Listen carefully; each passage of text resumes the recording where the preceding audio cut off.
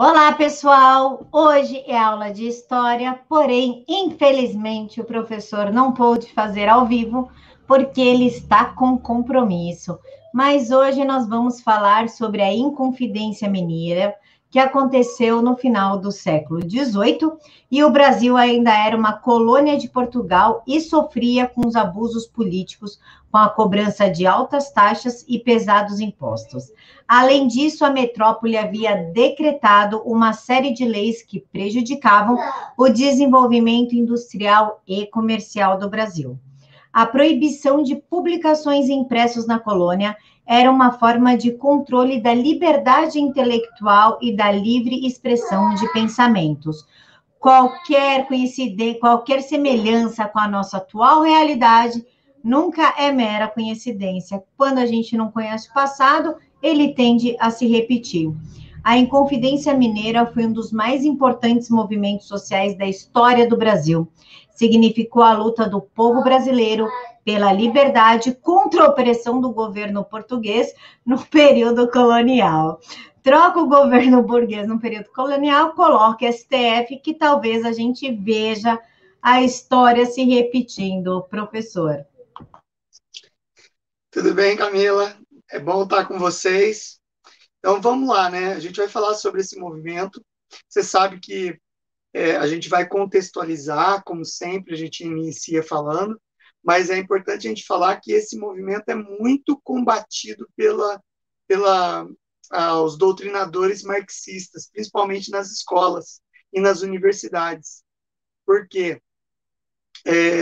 Eles tentam diminuir a importância desse movimento através de um pensamento reducionista que a gente vai falar no decorrer da aula, e também diminuir a figura dos inconfidentes, principalmente do Tiradentes, né?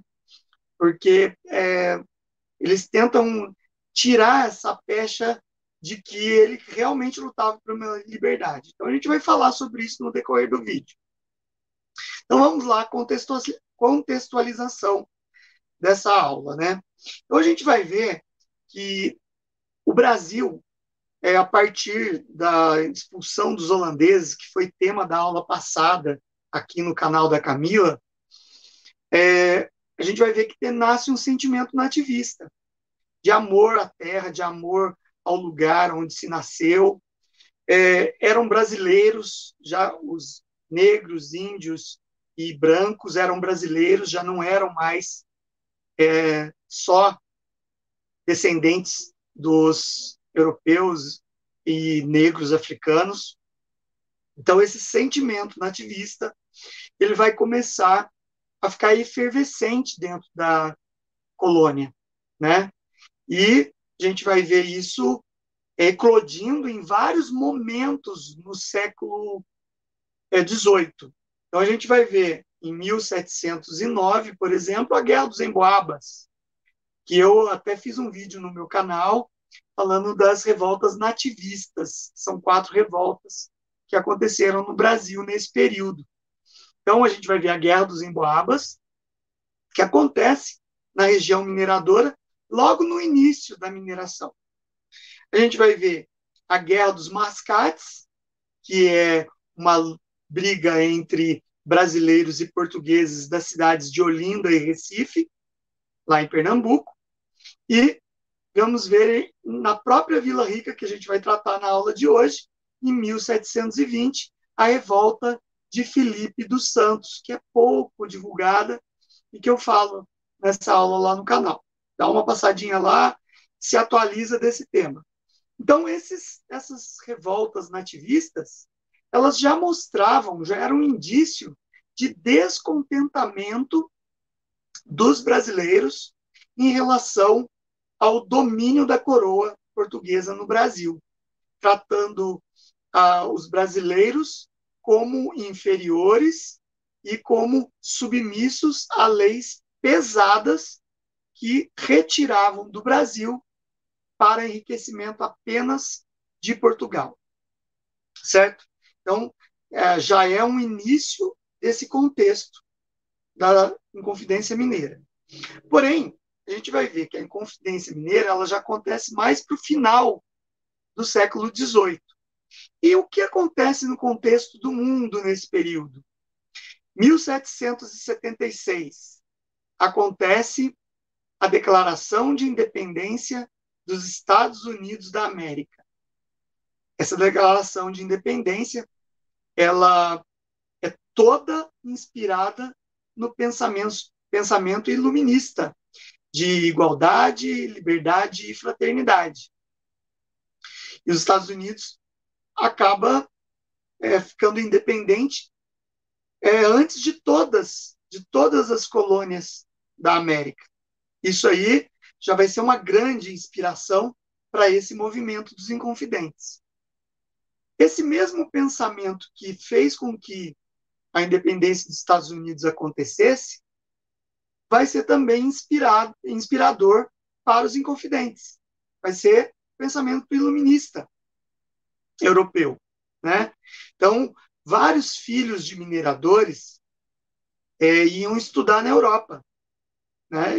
Eles tinham muito dinheiro, os mineradores, e os filhos acabavam indo fazer a universidade lá na Europa, em Portugal, em Coimbra.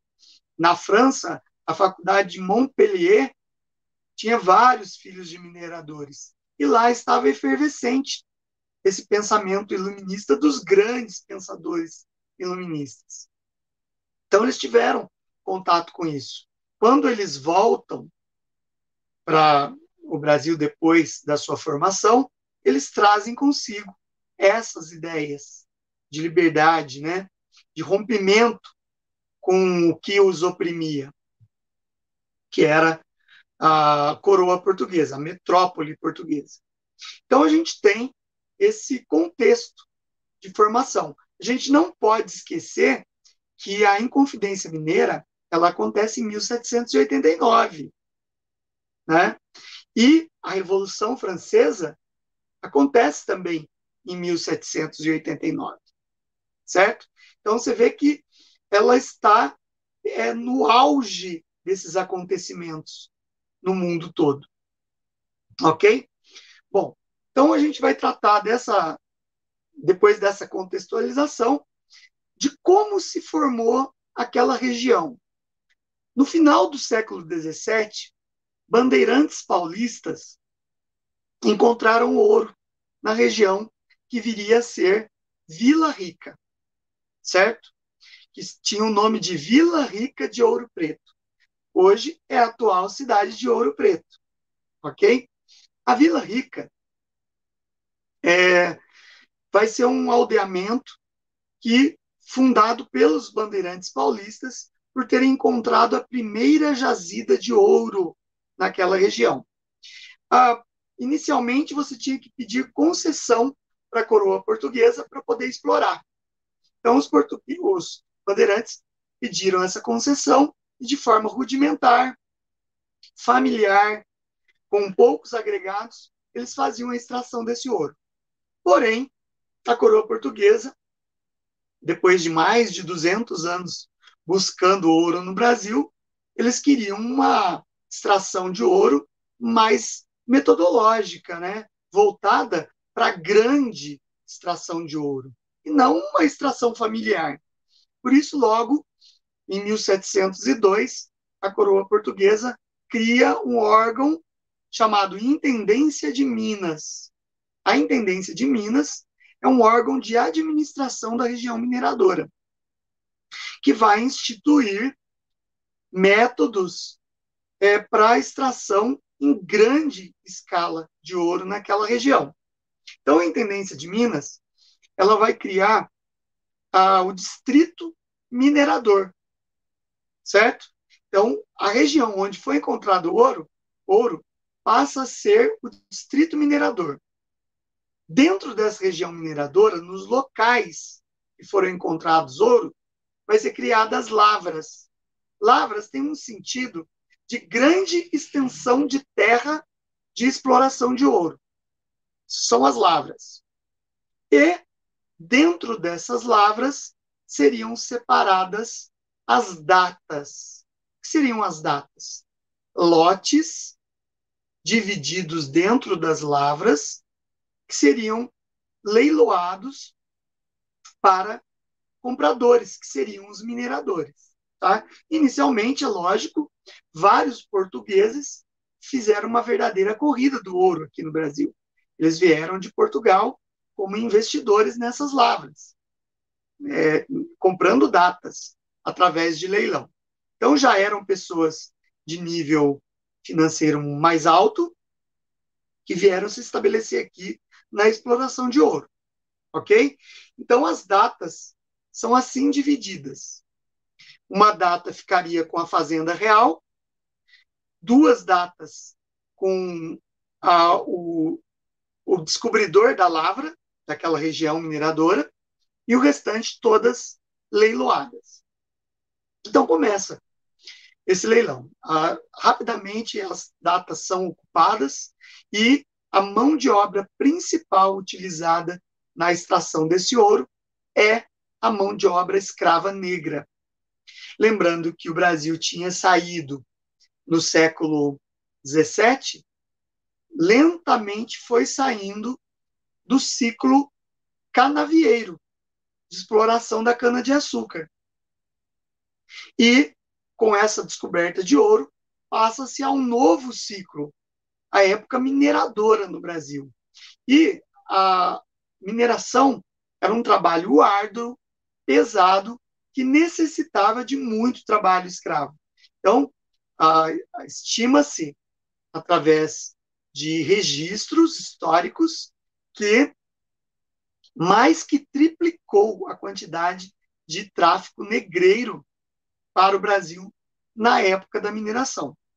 Para vocês verem como as datas forneciam muita riqueza, muito ouro era extraído, então você precisava cada vez mais de mão de obra, a vida útil do escravo era muito baixa, né? O escravo vivia uma média de 40 anos e tinha uma vida útil que não chegava a 20 anos. Então, era necessário comprar muitos escravos para poder pôr na terra trabalhando. Então, forma-se naquela região mineradora cidades, todo um aparato de fornecimento de alimentação, comércio, transporte, estradas são abertas ligando a capital, inicialmente Salvador, com aquela região, depois de 1763, por causa da proximidade com a região sudeste, cria-se a Estrada Real, que leva até o Rio de Janeiro, que é a nova capital, a partir de 1763.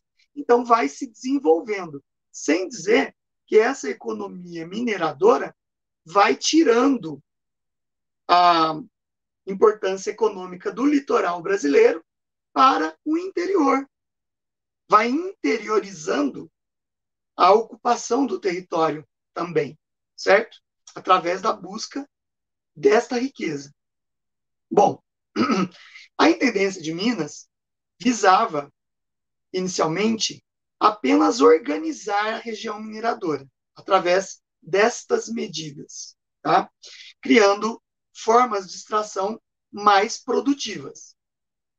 Contudo, o ouro aqui acabou sendo moeda, porque vendas, comércios foram criados e, geralmente, o minerador, quando queria comprar alguma coisa, vinha com pepitas de ouro no comércio e falava: eu quero tantos quilos de trigo, tantos quilos de cevada, tantos animais, e pagava em ouro em pó ou em pepitas, que eram pesadas no balcão, certo?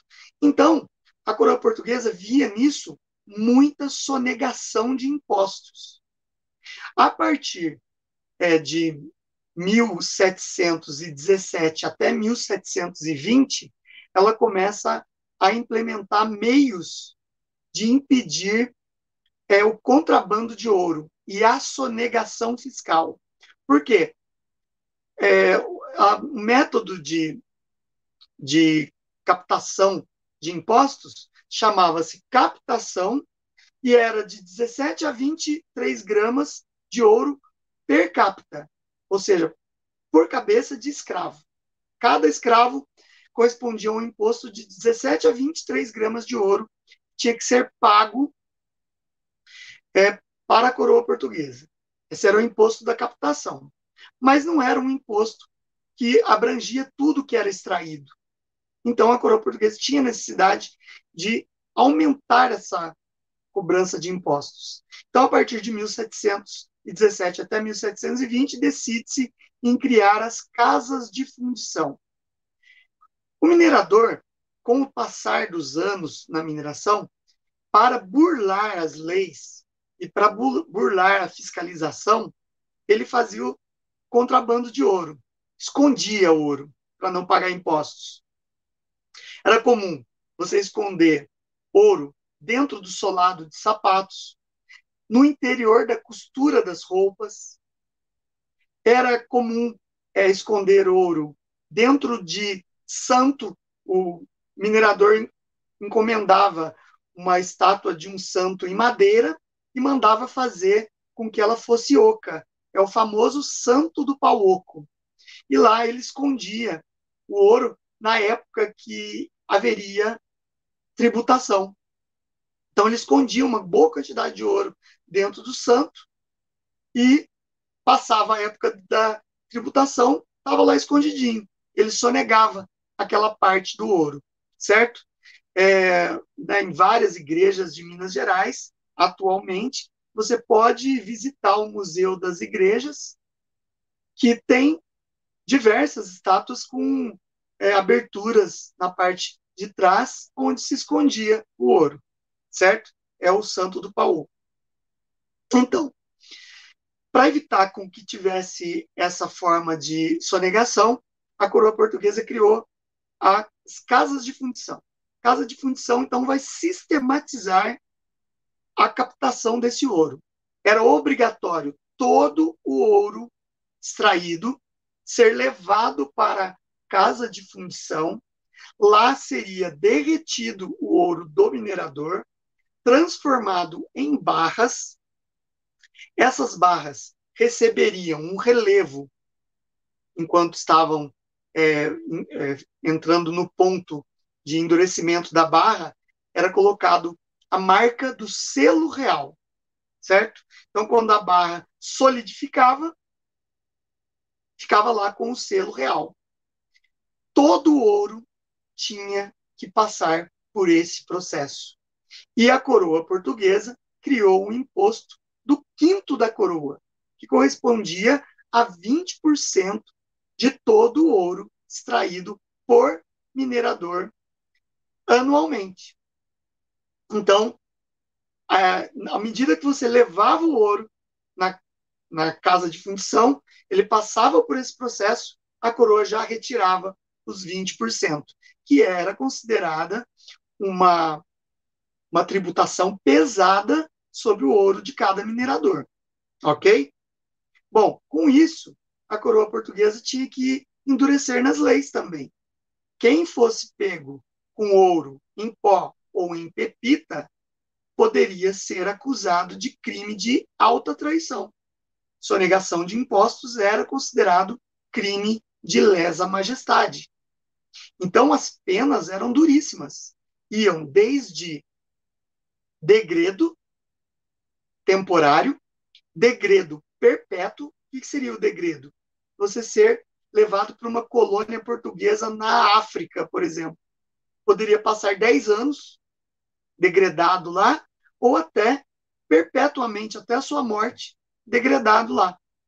Então, era muito arriscado, depois das casas de fundição, ter sonegação de impostos.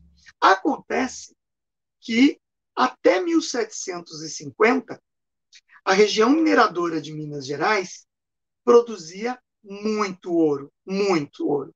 Para vocês terem uma ideia da quantidade de ouro que se extraiu do Brasil até 1750, existem documentos na Europa que comprovam que 80% do ouro circundante na Europa naquele período era vindo do Brasil. Tá? Para vocês terem uma ideia, Portugal tinha dívidas de comércio, que tinha tratados de comércio com a Inglaterra, e para pagar essas dívidas com a Inglaterra, ela pagava com ouro brasileiro.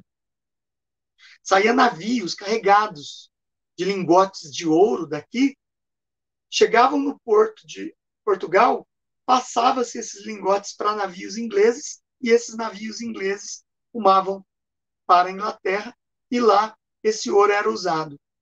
Os historiadores são categóricos em dizer que a maior parte do ouro brasileiro ajudou a financiar a Revolução Industrial, a primeira Revolução Industrial inglesa, certo? Então, para você ver como a riqueza aqui era enorme.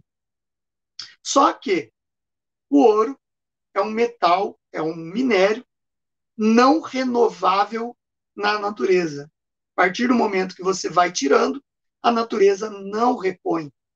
Então, a partir de 1750, começa um declínio na extração de ouro. Por quê? Vai se esgotando, vai diminuindo a quantidade que você vai encontrando. A natureza não vai repondo essa quantidade. Certo? Então, a coroa portuguesa começa a querer novas formas de tributação. Ela vai recrudescer, ou seja, ampliar a sua forma de captação de ouro. Então, o que ela faz? Ela vai criar, a partir de 1750, o imposto das 100 arrobas. O quinto continuava existindo, mas ela vai criar mais um imposto, que era o das 100 arrobas. Com isso, ela limitava ainda mais a possibilidade de alguém sonegar impostos. Só que esse imposto das 100 arrobas, já vou explicar como é que ele funcionava, ele era um pouco incoerente, porque se está acabando, está cada vez se limitando mais a extração de ouro, e você aumenta a quantidade a ser captada de impostos, se tornava bem incoerente. Ok? Mas a coroa portuguesa via nisso uma forma de aumentar os seus ganhos. Então, o que ela fez? Ela criou o imposto das 100 arrobas. Equivalia a 1.500 quilos de ouro por região mineradora anualmente. 1,5 toneladas de ouro, além do imposto do quinto da coroa. Certo? Então, era muito ouro que ela estava exigindo como impostos. E, como muitas vezes a região mineradora não conseguia cumprir o imposto das 100 arrobas, ela criou uma penalização para quem não cumprisse, para a região mineradora que não cumprisse com impostos das 100 arrobas. Era a derrama. O que era a derrama? Derrama era um imposto punitivo. Você não cumpriu o imposto das 100 arrobas, você tinha que, o governador das Minas, através de um decreto do rei de Portugal, decretava a derrama, que era assim, a quantidade que faltava para suprir os 1.500 quilos tinha que ser bancado pelos mineradores. Ele tinha que bancar com recursos próprios, não com ouro extraído muitas vezes. Às vezes eram com bens, estipulava-se o valor em cima dos 1.500 quilos de ouro, e daí você não cumpriu. O que faltava para cumprir, você tinha que repor através de bens.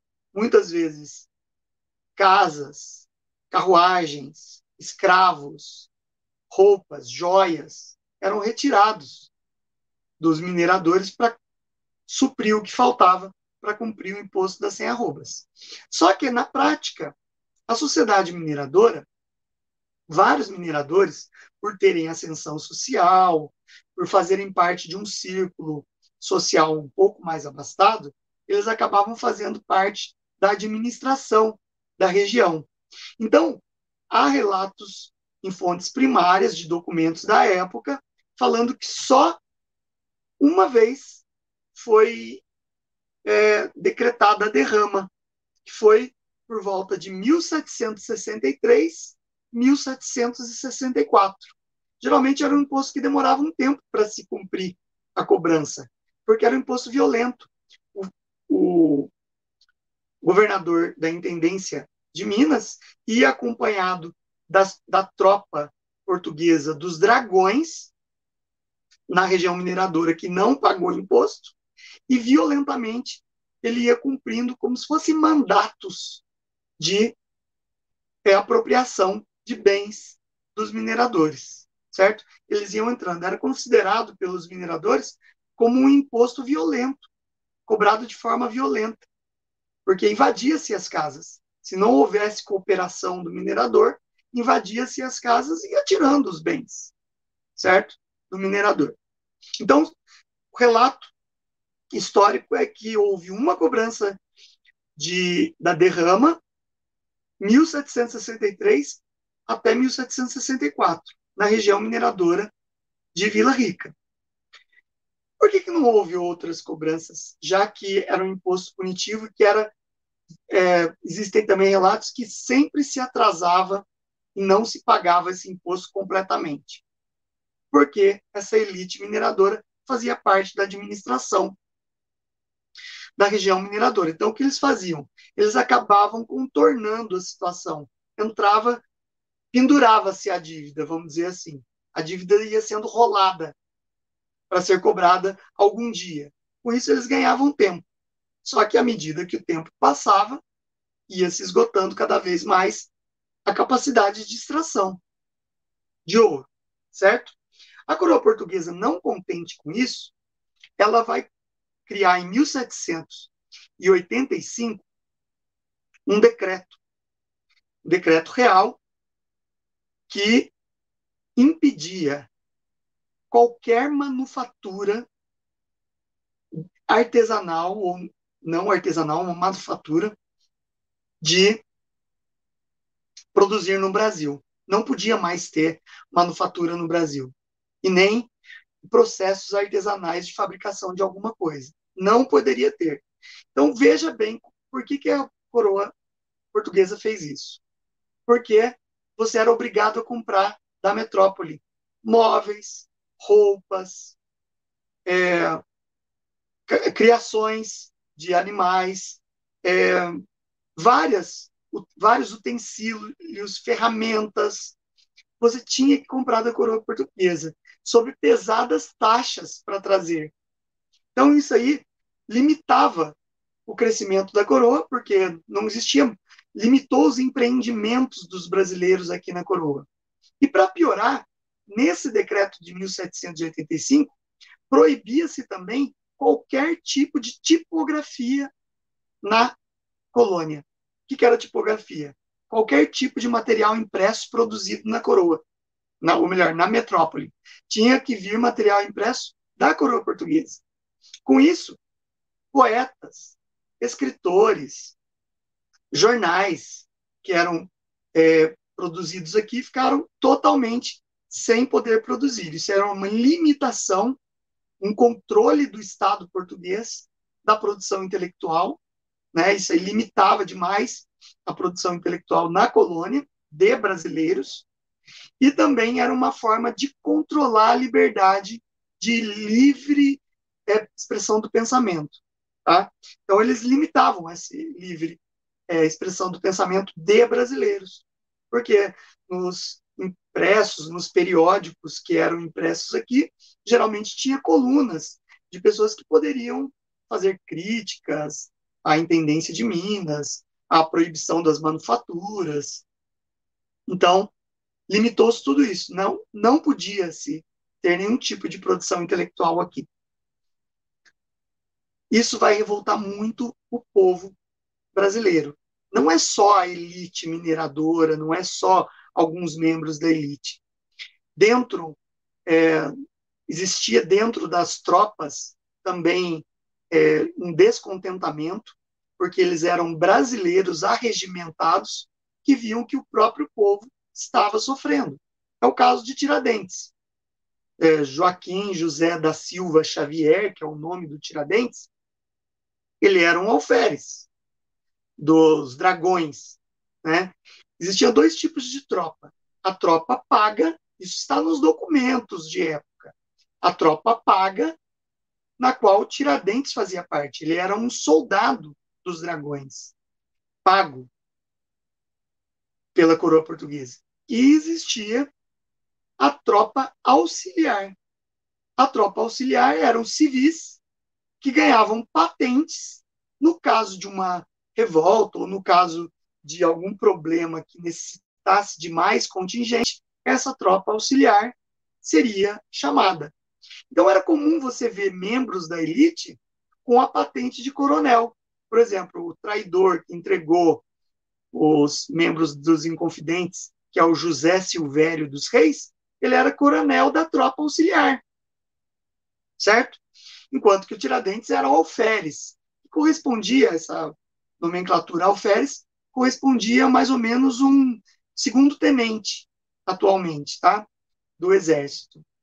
E o Tiradentes, não, ele tinha a patente militar mesmo, da tropa regular, da tropa paga. Bom, então esse conjunto de acontecimentos vai culminar com a chegada de um novo governador das Minas a partir de 1782, que vai se chamar Cunha Menezes. Tá? Luiz da Cunha Menezes.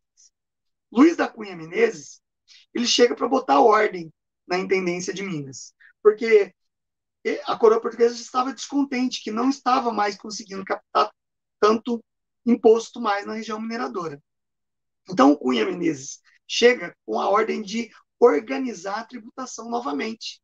E o que ele faz? Ele percebe que tem membros da elite mineradora ocupando cargos dentro da intendência e que, por isso, a derrama nunca era cobrada. Era rolada essa dívida. Então, o que o Cunha Menezes faz?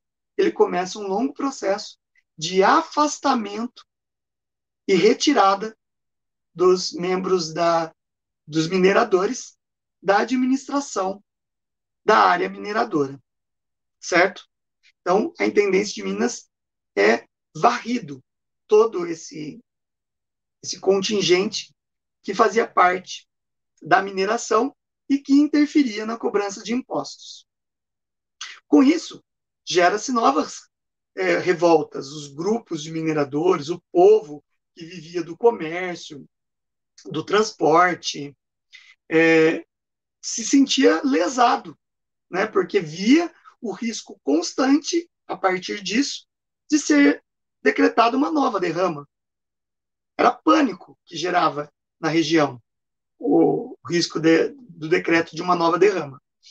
Depois de organizada essa administração, o Cunha Menezes foi substituído pelo Visconde de Barbacena, que tem um nome longo que eu vou ler para vocês aqui. É o Luiz Antônio Furtado de Castro Rio de Mendonça e Faro. Olha o nome comprido que ele tem. Ele é um nobre, né? Ganhou o título nobiliárquico diretamente do rei de Portugal. E era o sexto Visconde de Barbacena. Na verdade, esse período aí que vai acontecer a Inconfidência Mineira é a Dona Maria I, que era a rainha de Portugal. Então, ele era o sexto Visconde de Barbacena, ele vai substituir o Cunha Menezes, depois de arrumada a Intendência de Minas, organizado novamente, e ele vem com a missão de estipular a derrama, a data da derrama. Em 1788, por volta do dia 14 de março, ele decreta, ele assina um decreto, porque ele recebe a ordem de Portugal, que estava decretada a derrama na área mineradora. Tinha um tempo para que essa derrama acontecesse. Tá? Esse decreto foi assinado em 1788, daí eles iam organizar as tropas para marcar uma data para começar o processo de retirada de bens dos mineradores de Vila Rica. Em 1788, depois que veio a público esse decreto, vários grupos dentro da região mineradora já estavam se reunindo, organizando uma revolta, né? Organizando uma forma, um pensamento de liberdade em relação à metrópole. Eles vão ser mais tarde chamados de inconfidentes, né? Então eles estavam bolando isso. Existiam várias pessoas envolvidas, poetas, magistrados, padres, mineradores, militares da tropa paga, militares da tropa auxiliar, todos participando. Eram dezenas de pessoas de várias classes sociais e vários segmentos da sociedade. Então, eles vão se organizar. E eles começam a planejar o seguinte, que era preciso, todos inspirados por aquelas ideias iluministas e tudo mais, da independência norte-americana, eles vão falar assim, é preciso que no dia da derrama, no dia que o Visconde de Barbacena marcar a derrama, que ele vai vir cobrar a derrama, e a gente vai iniciar uma revolução e vamos iniciar uma guerra contra a coroa portuguesa de separação do Brasil em relação à metrópole. Aí eu quero abrir alguns parênteses. Por muito tempo, depois, principalmente, dos governos militares no Brasil, a historiografia começou a manipular essa história, né? Por quê? Porque começam a falar que, primeiro, foi só uma elite que quis fazer essa separação por benefício próprio, porque eram ricos e eles queriam se separar de Portugal para se manterem como a elite do novo lugar. Esse é o primeiro ponto. Isso não é verdade. Um exemplo que um dos líderes, que era o Joaquim José da Silva Xavier, o Tiradentes, ele é apelidado de Tiradentes porque ele tinha várias habilidades. Uma das habilidades dele era ser barbeiro, dentista, né? Então, ele era apelidado pela tropa de Tiradentes, porque naquela época, quando apodrecia e sentia dores no dente, quem tirava o dente. Então,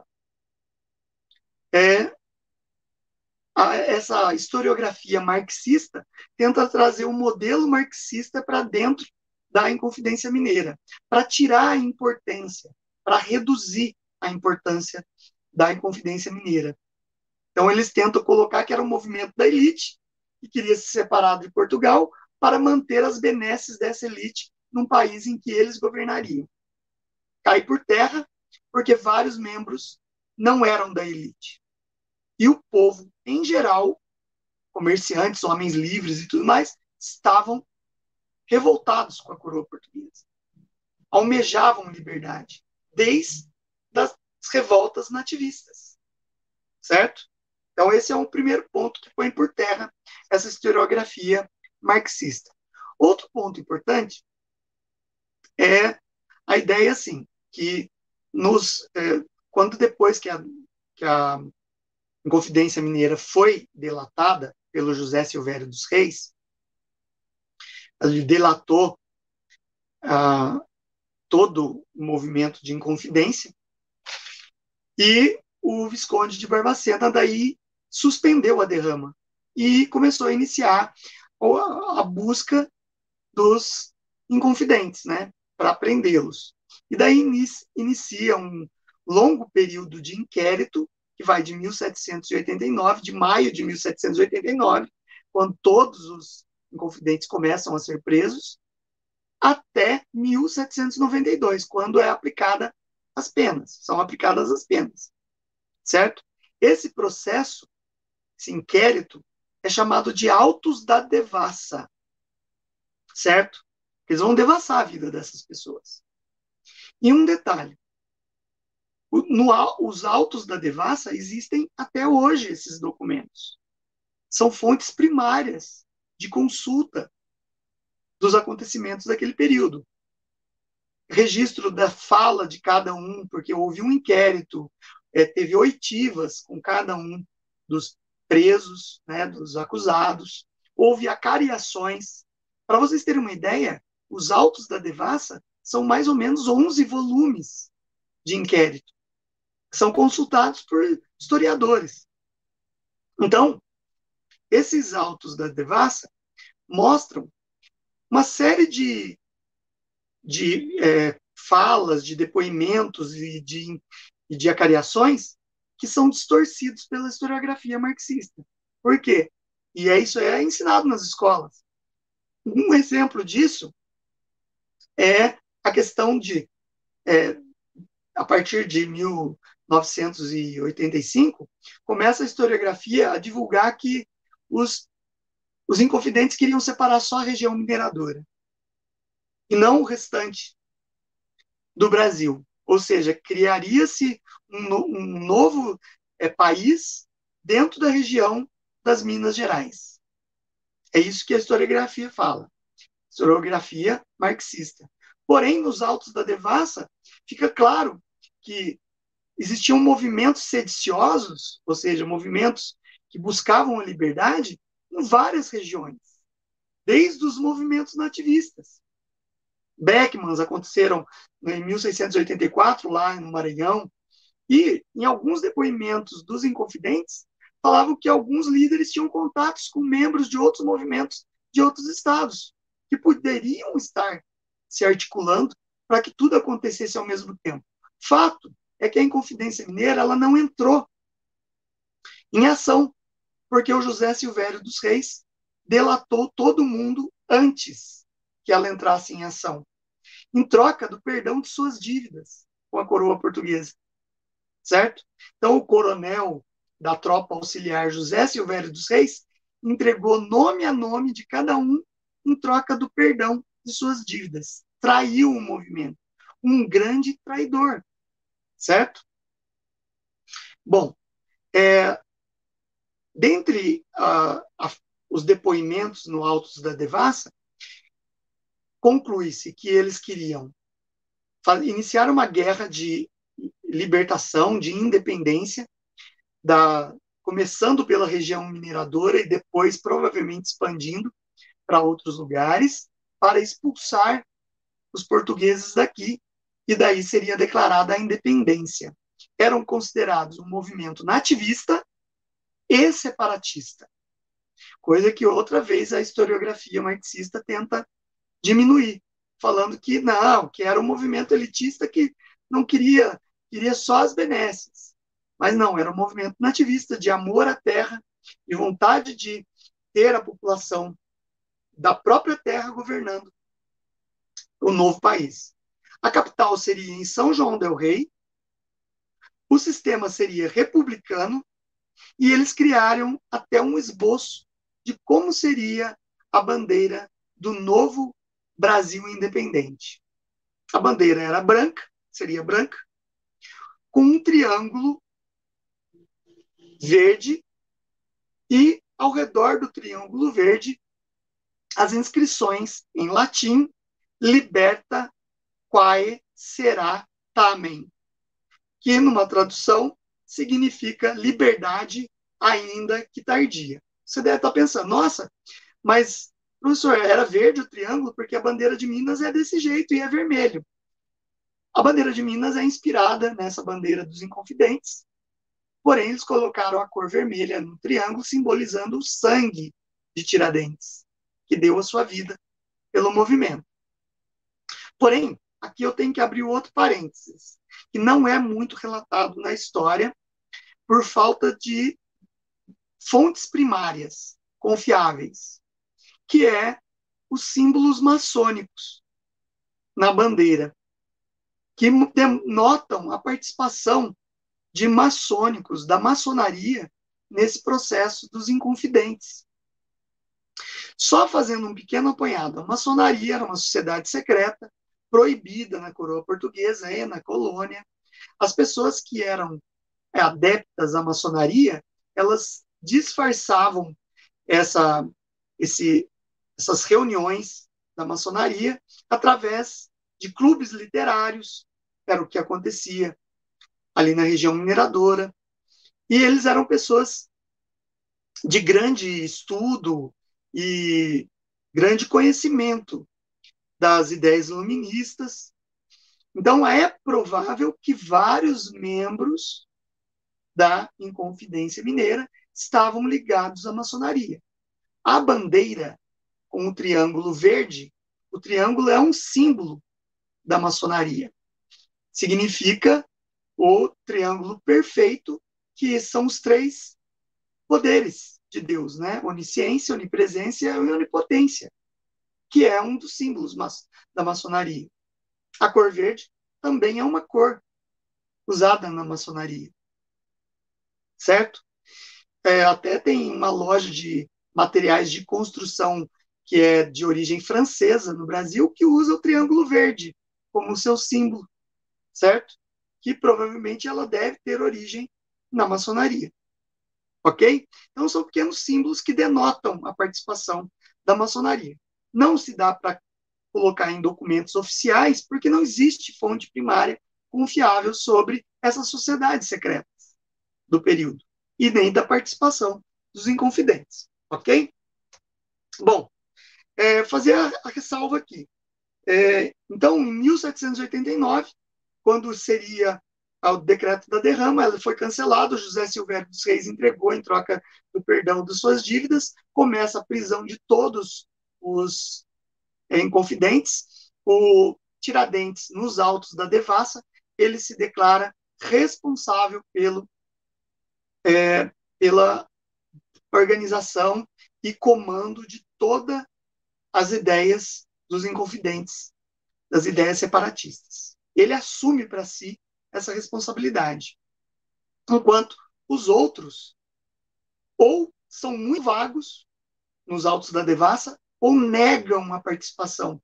E quase todos eles apontam Tiradentes como o grande líder. Tiradentes não era uma pessoa rica. Um alferes não era uma pessoa rica. Tiradentes, ele tinha um bom trânsito entre a elite mineradora, os comerciantes, intelectuais, existiam poetas do arcadismo que participavam da Inconfidência Mineira, né? Diversos poetas, vou citar alguns aqui para vocês: Cláudio Manuel da Costa, Tomás Antônio Gonzaga, eram todos poetas arcadistas e mineradores. Tá? Então, o Tiradentes tinha muito acesso a esses grupos, mas ele era um elo de ligação entre esses membros da Inconfidência Mineira, ele era o elo de ligação com as tropas, certo? Ele que fazia a arregimentação de soldados da força, da tropa paga, para aderirem ao movimento. Tanto é que há relatos, nesse auto da devassa, que ele foi preso arregimentando tropas para combater a caça aos inconfidentes, certo? Então, na medida que eles foram todos sendo presos, a maioria foi levada para o Rio de Janeiro no decorrer do inquérito. Um deles, o Cláudio Manuel da Costa, ele acaba morrendo na prisão ali em Ouro Preto mesmo, em Vila Rica. Acredita-se que foi, não se tem ainda documentação, não se encontraram nenhum tipo de documento que fala como ele foi morto, mas acredita-se que tenha sido um carcereiro que havia discutido com um prisioneiro e acabou cometendo o assassinato. Porém, tentam ligar o assassinato do Cláudio Manuel da Costa ao Visconde de Barbacena, que havia mandado matar o Cláudio Manuel da Costa. Fato é que não existe um relato confiável. Chegaram-se até a levantar a tese de que ele tinha cometido suicídio na cadeia. Tá? A tese mais aceita é a do carcereiro. Até se encontrar um documento que comprove que não foi bem assim. Bom, então foram todos levados para o Rio de Janeiro. Todos eles, em 1792, foram condenados pela rainha Dona Maria I, rainha de Portugal, à morte. Todos foram condenados à morte. Porém, menos de um dia depois, essa pena foi mudada, certo? Foi comutada para degredo temporário de 10 anos nas colônias da África, degredo por perpétuo também nas colônias da África. Vamos dizer assim, alguns inconfidentes foram condenados a exílio. Exílio é diferente do degredo. Exílio, você leva suas posses com você, também para colônias ou para Portugal. Os religiosos que fizeram parte do movimento foram condenados à clausura em mosteiros em Portugal, clausura perpétua até o final da vida. E se tem relato que alguns foram condenados às galés, a trabalho forçado nas galés. O que eram as galés? Os navios portugueses, que era um trabalho duro e a pessoa morria muito cedo, porque não tinha as mínimas condições de segurança dentro dos navios, certo? Então, apenas o Tiradentes, que assumiu culpa e responsabilidade e que foi indicado por vários, acabou sendo condenado à morte na forca, na cidade do Rio de Janeiro. No dia 21 de abril de 1792, cumpriu-se a ordem de enforcamento. Ele foi conduzido pelas ruas do Rio de Janeiro até uma praça que, por muito tempo, falou-se que era a praça que tem hoje o nome de Praça Tiradentes, mas a Praça Tiradentes mesmo era outra praça. Batizaram errado a praça em que ele foi enforcado.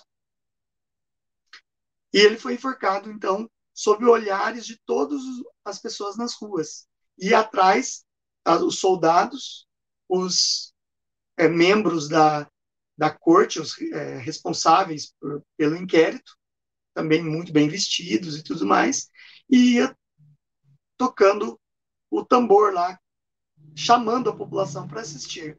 Os relatos do Alto da Devassa falam que a pena foi cumprida com centenas de pessoas assistindo o enforcamento.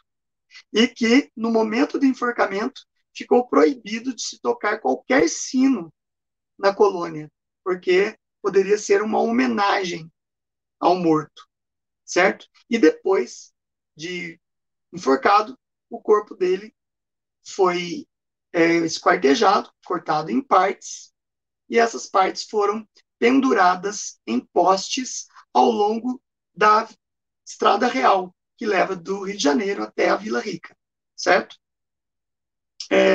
Por muito tempo, a historiografia até 1950 ela é muito realista. Ela não tem uma conotação ideológica da figura do Tiradentes. Então, essa historiografia até 1950 ela é mais fidedigna com relação aos acontecimentos. Porque durante o período que morreu Tiradentes, em 1792, enforcado, que teve todas as suas posses tomadas pela coroa portuguesa, sua casa foi demolida em Vila Rica, o chão da casa foi revolvido e salgado para que nem grama nascesse no lugar.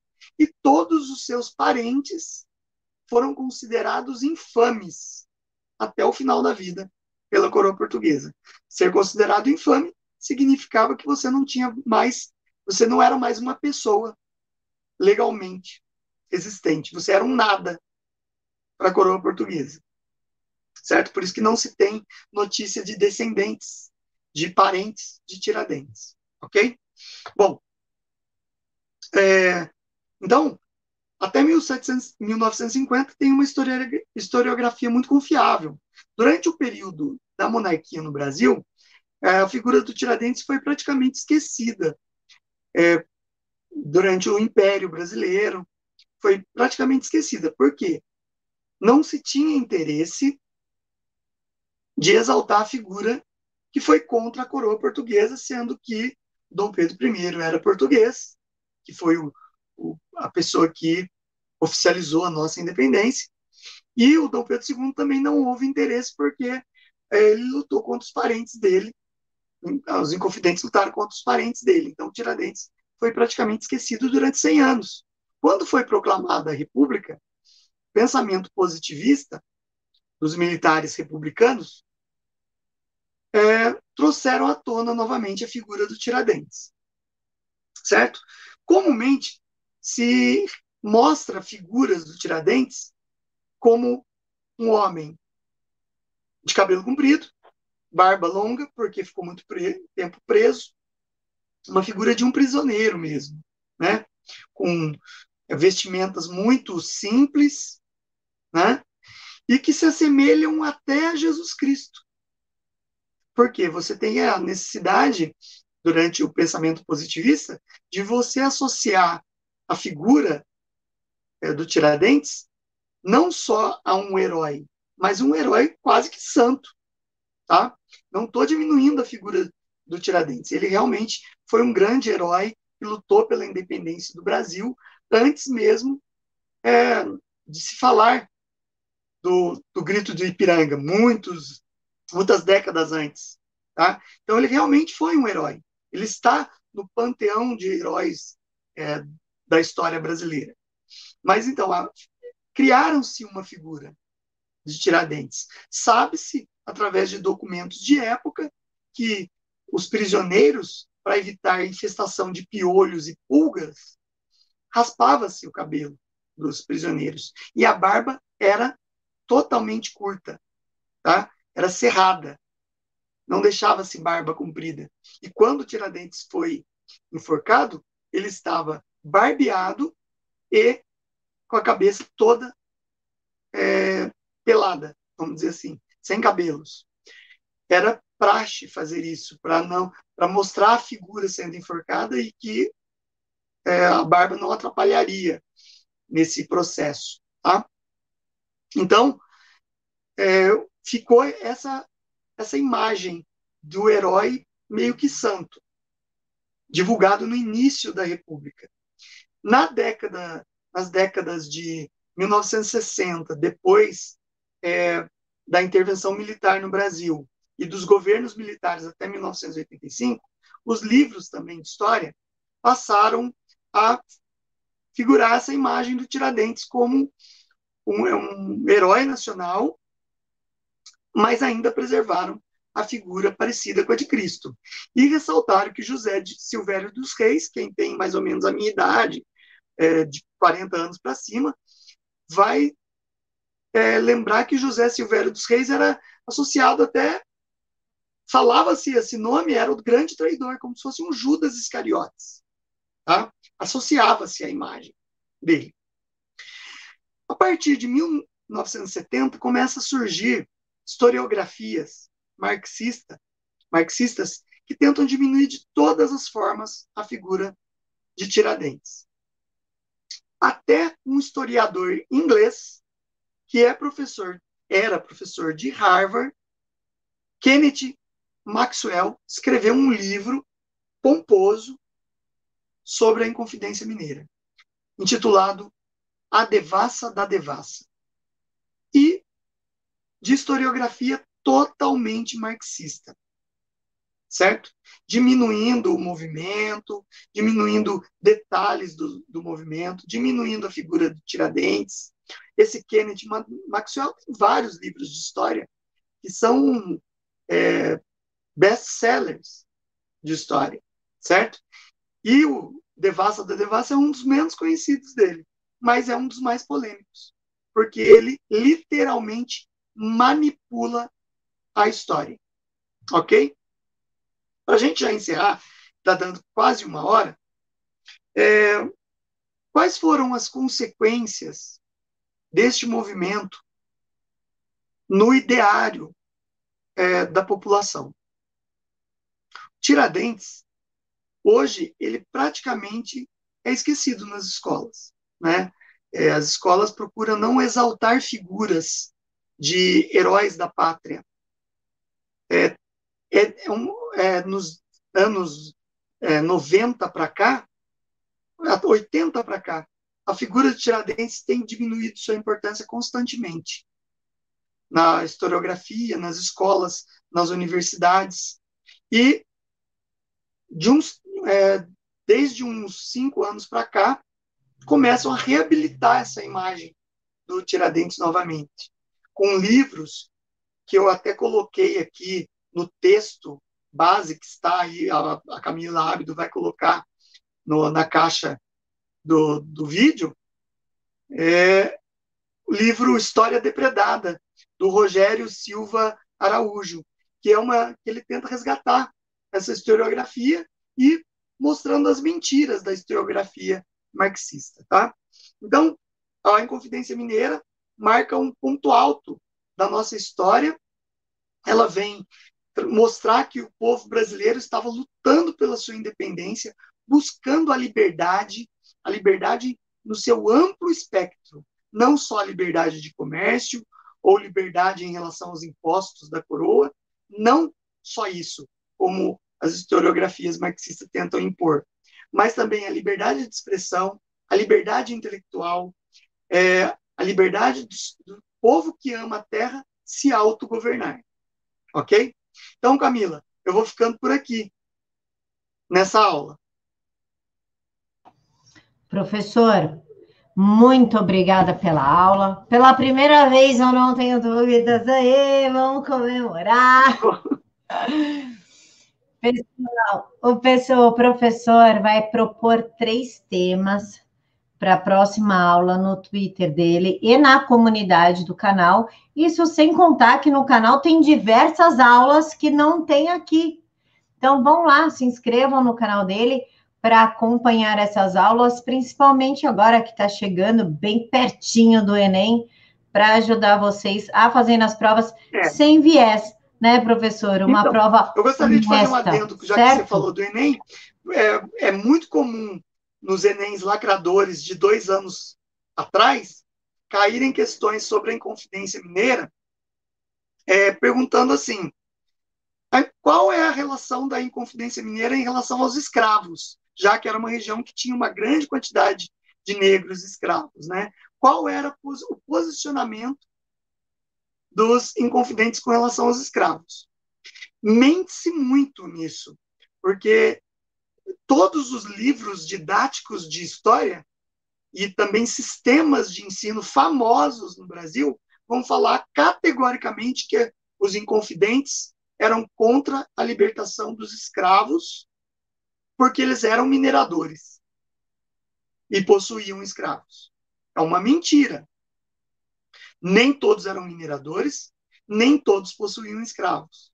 E nos autos da devassa existiram depoimentos de que eles discutiam, sim, o que seria dos escravos caso iniciasse uma guerra de independência no Brasil a partir da Inconfidência Mineira. Será que os escravos deveriam ser libertos para lutar junto com os brasileiros? Porque eles eram brasileiros também? Ou deveria se manter escravos? Existe essa discussão documental nos autos da devassa, mas que, infelizmente, os livros didáticos e os grandes sistemas de ensino negam essa informação por pura divulgação ideológica, certo? Espero ter tirado essa dúvida do Enem. Perfeito, professor. Pessoal, deixem aqui nos comentários o que vocês acharam. Se tiver dúvidas, no canal do professor, no último vídeo que ele postou, ou no Twitter dele, que está aqui na caixa de informações. Professor, muito obrigada por mais uma aula. Eu que agradeço, Camila. Deixar um abraço aí para os seus espectadores, tá? Eu, assim, acho que esse canal presta um serviço para a educação, né? Não só na aula de história, mas na aula de literatura, nas aulas de geopolítica, que eu tenho visto no canal da Camila. Então, acho que é muito importante todos os espectadores estarem sempre apoiando essas aulas. Muito obrigada, professor. Pessoal, domingo agora o professor Léo vai voltar com as aulas de literatura, então eu espero vocês amanhã. Mil beijos no coração de todos, fiquem todos com Deus.